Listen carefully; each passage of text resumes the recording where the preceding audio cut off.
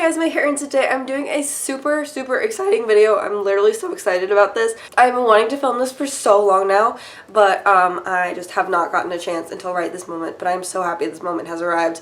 I am filming the K-pop albums that define me tag video. This was originally created by Sana Storia. Go ahead and check out her channel. I'll link it down below. She created this amazing tag video, and when I saw her talking about it on Twitter, she was like, new tag video, and I was like, I have been wanting a new K-pop tag for like ever. Like, I feel like that the K-pop community has really been lacking tags lately. I feel like there used to be a ton of tag videos and now there really aren't that many, so I'm so excited that this thing is a thing, and I think this is such a interesting kind of tag video because there's no real direct questions. She said in her video, I rewatched it last night because I wanted to make sure I got this all right, that the point of the tag was to choose some albums that you could give to another human being that would perfectly describe your music story or the way that, or like your music taste now, or you could do it in a way, which is how I'm gonna do it, where you talk about some albums that define your beginning, middle, and future, beginning, present, future. Like your favorite album from all of your ultimate groups. You could choose your favorite album, your top 5 favorite K-pop albums ever. There's so many ways to go about doing this tag. I'll link some other people who have done this down below just so you can see it, but I thought the most interesting way to do this and the best way for me to do this was to do it at the beginning, now, and future trajectory kind of sections. So that's how we're gonna do this. I have been into K-pop since 2009. I know a lot of people have found my channel recently this year, which is another reason I'm super excited because I feel like there's a lot of questions that I've answered in past videos, but if you haven't been following me for a while, you probably don't know a lot of these things about me. I unbox so many groups, so I feel like this really narrows down the core of my music tastes and how they've evolved throughout the years. So let's go ahead and get started. I'm so excited. Oh my goodness. So the first section, of course, is my beginning section. And of course, if we're going to start at my beginning, we have to start with this album, G-Dragon's Heartbreaker. So I got this album fairly recently. I picked it up when I was at the K-pop store in Atlanta and when I went to go see Monsta X in concert, and I told you guys this is my first K-pop album ever, which surprised a lot of people. But the way that I got into K-pop, which I've made a whole thorough video about it, I'll link it above right now if you want to check that out. It's a couple years old, but it's still accurate, is I was scrolling through Facebook. My music taste before K-pop, I was very young when I got into K-pop, so it was very sporadic basically. I really got bored of music so quickly. I would listen to the same 4 songs for a week and then I'd be over them and wouldn't want to listen to them anymore, and I'd find 4 new songs. So I was always looking for new music. This girl who I was friends with on Facebook, she posted this dance cover of this girl doing a dance cover, not her, of G-Dragon's Heartbreaker. And she wasn't someone I really got along with very well. It was kind of at that age of Facebook where, like, if you knew a person, you were friends with them on Facebook. It wasn't like you chose, like, who was your friend on Facebook or whatever. We were 14. Like, just leave us alone. It was different back then. So her friend comments on it and goes, wow, you're so much better at dancing than this girl. And I was like, well, let's see how good this girl is because I feel like this girl is not a very good dancer. I was a sassy 14-year-old. I don't remember how good the dancer was because I was listening to the song and I was like, this song is so good. So I looked up the music video, thought it was so weird but also so interesting, and I delved into his entire album. It was very good. I remember listening to Breathe, I remember listening to Heartbreaker, I remember listening to Butterfly, Gossip Man, The Leaders, She's Gone, like all of these songs, and I was like, this is so good. This is such a good album, and it completely feeds my I need new music all the time thing. Not to mention that he was a member of Big Bang. I found that out shortly after. Thought he had left Big Bang and disbanded, and then after a couple of friends at school, I realized listened to K-pop as well. They were Korean, and when they found out that I was listening to G-Dragon, they were like, no, he's in Big Bang. Big Bang is alive and well. He's just doing his own thing while Big Bang are waiting to release their next album, yada yada yada. then they gave me a couple other groups to listen to, which brings me to the next part of this video, where one of my friends introduced me to Girls' Generation, who I'm not going to show an album for, but through Girls' Generation, I found SHINee. And SHINee was a new group at the time. They were about a year old. Very, very little still. Taemin was a fetus, an actual fetus, and still older than me, but I was a fetus as well. So I discovered SHINee. Ring Ding Dong was really my first song, but Amigo was my jam back then. I found Amigo and I was like, oh my goodness, this is like the best song in the entire world. So still listening to Big Bang, still listening to G-Dragon. I delved off into a couple of other YG artists, and I also started listening to SM artists. And I was like, oh my gosh, SHINee, like, are amazing. Like, this is such a good group. I also found TVXQ through them. And I started watching variety shows for them, and I discovered variety shows, and all this were just a group that I thought were super funny, super core, 5 members. Big Bang was also 5 members. 21 was 4 members. I was very into kind of like, okay, that's a good number for amount of people in a group. Through SHINee, I discovered TVXQ, like I said. This is probably hard to imagine now, but back then there was no way to know SHINee and TVXQ without knowing Super Junior. So this album I chose, this is the repackage of Bonamana. This is the first album I ever bought for myself. I found Sorry Sorry for Super Junior, and I loved that song. I was listening to it, and I was like, oh my gosh, this is so good. I want to learn all the members. And when I got into Super Junior, they had just started It's You promotions, which were follow-up promotions for, or repack promotions for Sorry Sorry. So my first comeback with them was Bonamana, and I learned all of the members' names. I watched all their variety shows during that little hiatus between Sorry Sorry and Bonamana. And Bonamana was a song that was my most played K-pop song for years and years and years and years and years, until my computer died and I had to get a new computer and my iTunes completely reset itself, which is why I'll never do a video of my favorite K-pop songs of all time, because I don't have actual data to back that up. It's just my first comeback with Super Junior. It was so important to me. Super Junior are also the reason that I started doing YouTube videos. I literally owe my entire life to Super Junior. So I started doing parody videos. If you do not know, I used to do those lyric parody videos. I had about 18,000 subscribers on that channel at its peak, and I found a bunch of YouTubers who also liked Super Junior, but they did unboxings and chat videos.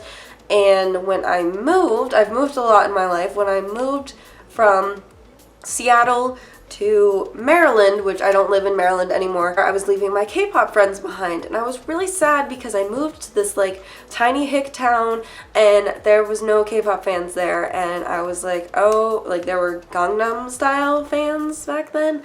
So I was like, wow, I'm gonna be like super lonely. I'm gonna have no one to talk to about K-pop, like, you know. So I made this channel, and I was like, well, I can talk to people on the internet about whatever, but I didn't want to mess up my parody channel because it was doing really well, and I was like, I don't want to put unboxings on that channel, so I'll make a separate channel for that. Long story short, I ended up only using this channel, and I just post on this channel now. I don't post on my parody channel. Next, there's 2 more. This like whole portion is so long. Next, I was only into boy groups. You've seen me talk about a lot of boy groups, and I am still what I would call myself a boy group stan.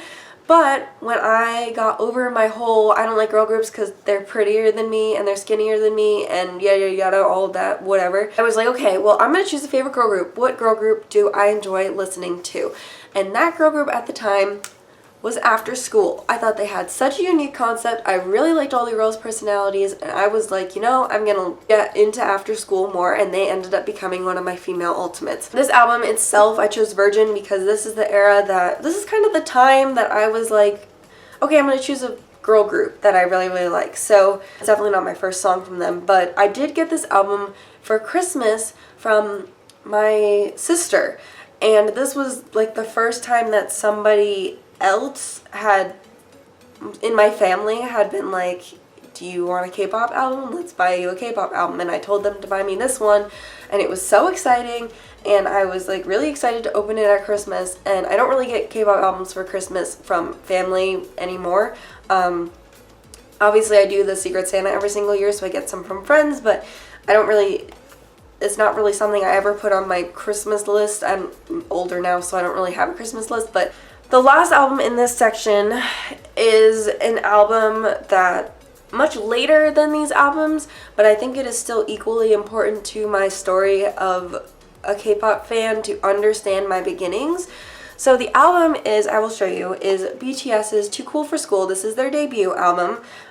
It's kind of hard to imagine now. If you've gotten into K-pop recently, maybe in the past 3-4 years, it's kind of hard to imagine a time when there weren't groups debuting literally every 5 minutes. Like, and this era, like 2012, 2013, when EXO and BAP and BTS and these groups were debuting, from Infinite's debut year, 2010, I can only really think of like 5 groups that were the groups from 2010. I'm sure there were more, but when you think about like 2017, you can think of like 15 groups that debuted that are still releasing music and still relevant. And so when 2012 and 2013 started happening, and there were just tons and tons and tons and tons and tons and tons of debuts popping out of literally every corner, it was super overwhelming. And I was like, I had ulted Infinite at that point. They're not in this part. I'm going to talk about them later. I'd ulted Infinite. I'd ulted Super Junior. I'd ulted AS. I was like, I think I am really happy. I liked SHINee. I liked TVXQ. I liked a bunch of other groups. I was like, I think I am okay, and I'm not going to get into any more groups. I'm just going to cut myself off. I'm not going to listen to any new debuts.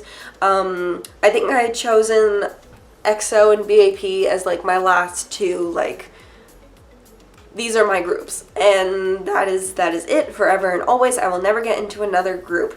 I watched BTS's debut music video, and at first I was like, this is awful. This is literally awful. And then I went away and I came back because I was still listening to music. I was just like not getting invested in anything, and I came back to it. I was like, okay, let me listen to it like one more time, and I did. And I was like, the song is like really catchy. And then I listened to We Are Bulletproof Part 2, which had a music video back then. It was another song that was promoted. And I was like, oh my goodness, I literally love this song. I love it so much. So I was like, this is really sad because BTS are so talented, and so they make such great music. And I watched some of their Bangtan Bombs, and I was like, they're so funny. Like, I love them a lot. I really should consider adding them to my list of favorite groups. And then I was like, what if I've been missing out on like other groups during this whole year and a half where I was like, I will not get into any more debuts. I will not listen to any more K-pop groups. This is what I have. This is my list. And so then BTS were the reason that I went back and I listened to a lot of groups that had debuted before BTS. I found so many groups that I absolutely adore and are some of my favorite groups now. So no matter what you want to say about BTS, no matter what you want to say about me and BTS, I will always consider them to be one of my favorite groups because they are literally so important to my K-pop story. And that is the end of this beginning part. So that was my beginning. That's my like baseline. This is what I feel like describes me now in 2018. 2018, the first group I need to start with, of course, is Infinite. So Infinite are technically in my beginning, but I didn't feel like they really defined my beginning. They were my other ultimates along with Super Junior, and they just, were a group I really loved and I followed since debut. They were one of the first groups I followed since debut. But I feel like if you look at my channel now, and a lot of people who I have met in person who know me from online describe me as the Woollim Stan Infinite girl. I am the Infinite girl. An album that when it came out, I reacted to everything. I did a lot of videos on it. A lot of videos that are very popular on my channel are related to Infinite only. Not really anymore, but before 2018, a lot of those videos were related to Infinite only, or reality, you could even say. That whole era is very me, Infinite. I feel like Infinite are always going to be that group for me. They're kind of in the beginning, they're kind of in the now, they're kind of in the future. Like, I am just always going to be the infinite girl, and I hope that you are all okay with that because, yeah. So next is Monsta X. I feel like this is very, very me now, and this next album I'm going to show you was kind of the same thing, but I feel like I am starting to become known more for being a mom bebe, which is really great because when I first ulted Monsta X, I was like, I gotta make it known that they are also my ultimate, and that they, like I want to make more Monsta X videos because I make a lot of Infinite videos, a lot of Super Junior videos. I want to make some more Monsta X videos, so I did that a lot. I absolutely adore everything Monsta X releases. I'm so happy that they are my ultimates. I chose this album in particular because the X Clan is when I really started being like, oh no, I like them a lot.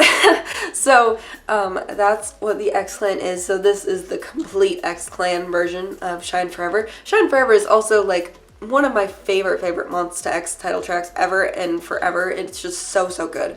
Ulting Monsta X was such a good idea. I feel like they're in the now, also future portion of this video because I feel like my other ultimates are very old and don't release music as much anymore. Super Junior still released a lot, and I feel like they're going to release quite a few more albums for a while, but Infinite are going to be iffy on group promotions for the time being, so they are my active ultimates. They're my baby ultimates. They're really not that young. Also, A-Pink. I chose Pink Memory because this is the same with Shine Forever. This is the album where I was like, oh no, I think I like them a lot more than I thought I did. They were my second favorite girl group for a long time, and then it was kind of due to after school becoming more inactive, and I was kind of like, I really want like an active girl group, but also A-Pink were just starting to release music that agreed with me so much. Remember is still one of my favorite title tracks from them.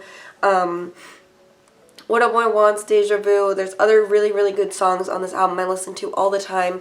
So I think when it comes to A-Pink, this is a really good definition of the kind of music I like from A-Pink. Next is Eau de Vix. I talked about BTS.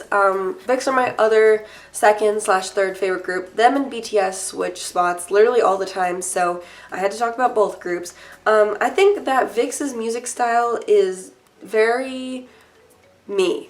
I love every single one of their releases. I can see myself supporting them in the future. I have their solo member stuff, their subunit stuff. Eau de Vix is one of my favorite albums of this year, and I think that really describes me going forward because I plan on listening to Vix for a long time. And then I think this also describes kind of how my music taste has evolved a little bit. Day 6's Shoot Me. So this year and last year, I feel like I've really gotten into bands more. I don't really listen to a lot of bands. I didn't really listen to a lot of bands when I first got into K-pop.